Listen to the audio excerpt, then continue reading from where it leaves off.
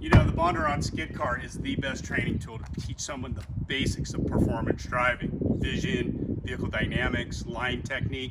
With the outrigger underneath this car, we can actually raise the front to make the car understeer, simulating, that maybe we've driven into the corner too fast, or we can raise the back end of the car up to simulate oversteer or drifting.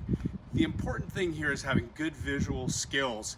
Once your eyes pick up the information that they need to get you to where you need to go, they'll tell your hands what they need to do, and your hands will tell the car what it needs to do. Let's go ahead and go around the skid pad, and I'll give you an idea of what it looks like inside the cockpit of this Dodge Charger.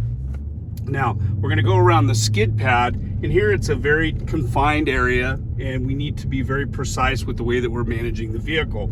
First thing that we're gonna cover is understeer. If I overdrive corner entry, the front end of the car wants to push. It doesn't want to steer for me.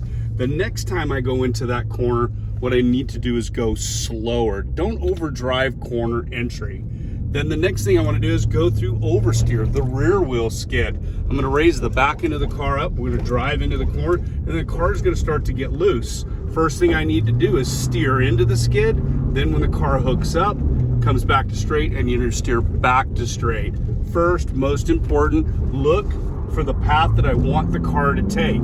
Anticipate the skid happening, but then when the car comes back to straight, we need to steer the steering wheel back to straight. This is where a lot of people get behind. They do the first part of it really well. They turn into the skid when the back end of the car starts to drift, but when it comes back to control, they're slow coming out with the steering, and that's where that second skid comes into play.